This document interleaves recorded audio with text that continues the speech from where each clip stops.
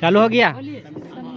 संविधान बचाओ देश बचाओ। चालू हो गया। चालू। संविधान बचाओ देश बचाओ, संविधान बचाओ देश बचाओ, संविधान बचाओ देश बचाओ, संविधान बचाओ देश बचाओ, अम्बेडकर बचाओ देश बचाओ, अम्बेडकर बचाओ देश बचाओ, अम्बेडकर बचाओ देश बचाओ, अम्बेडकर बचाओ देश बचाओ। और हमारे इस कड़े में साथ चल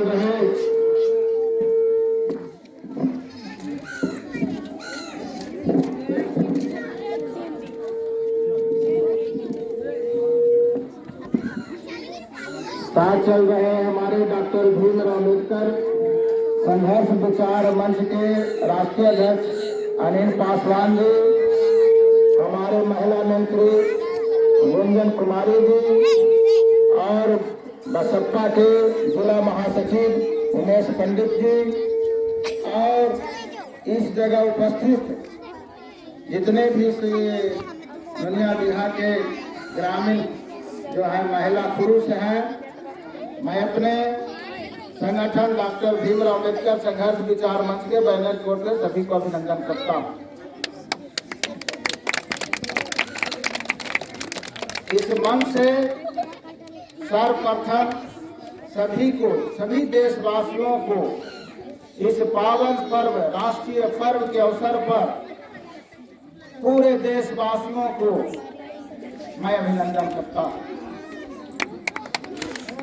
और जैसा कि हमारे संविधान निर्माता डॉक्टर भीमराव अम्बेडकर द्वारा रचित जो आजादी के बाद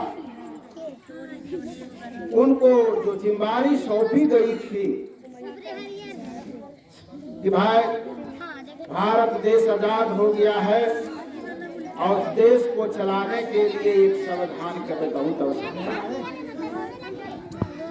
तो डॉक्टर भीमराव अम्बेडकर द्वारा संविधान जो 1 साल 11 महीना 6 घंटे में तैयार हुआ था, उसको पूर्ण रूप से आज के दिन 26 जनवरी 1950 को पूरे देश में लागू हुआ था।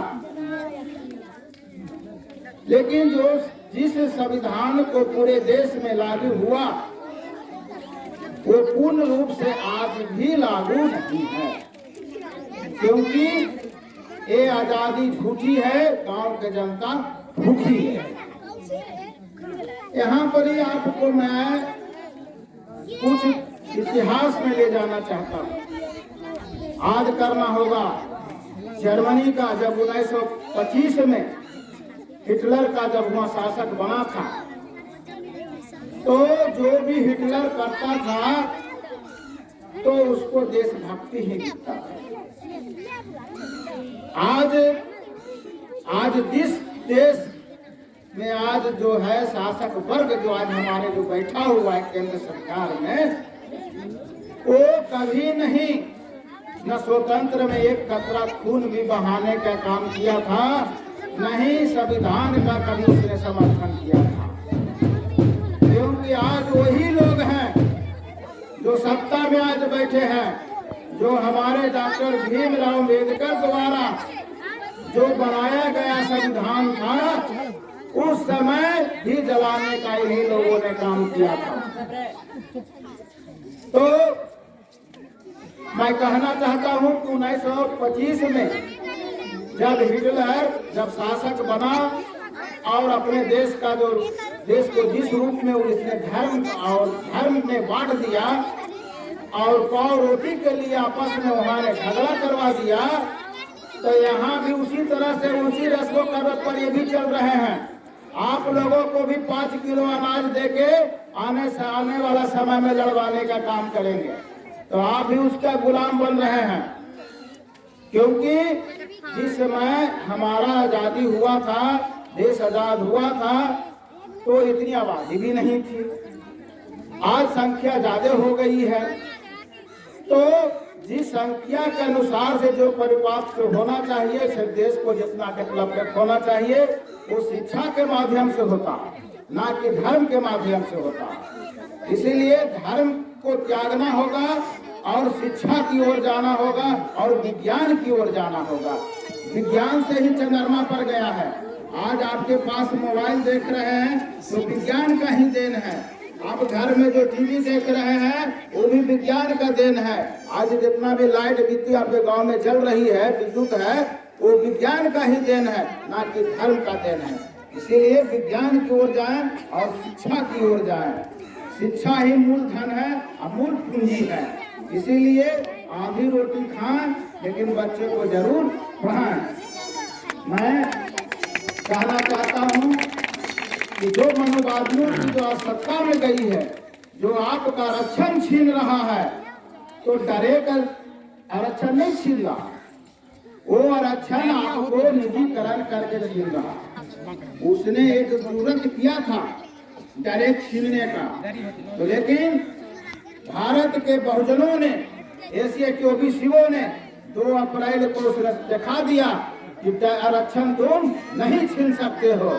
इसीलिए उसे भाप गया है केंद्र सरकार। इसीलिए हम लोगों को 2024 में जो आरक्षण विरोधी है, जो हमारे बाबा के रचित संविधान का विरोधी है, आज उसके चलते आज हमारा देश खतरे में है, संविधान खतरे में है।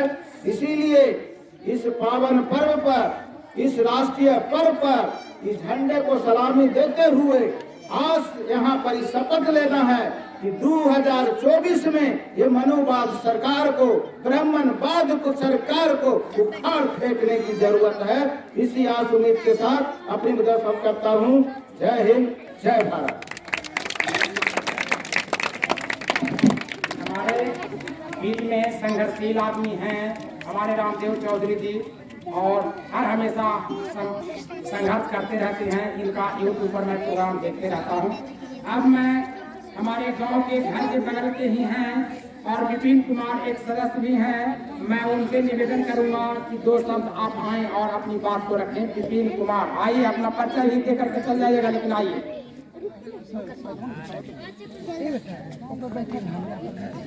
तो बिछा देते हैं, लाया है दरी, लाया है दरी बिछवा दे, दरिये बिछा था, सब लोग बैठ जाएगा, सब दरी बिछा। हमारे बीच में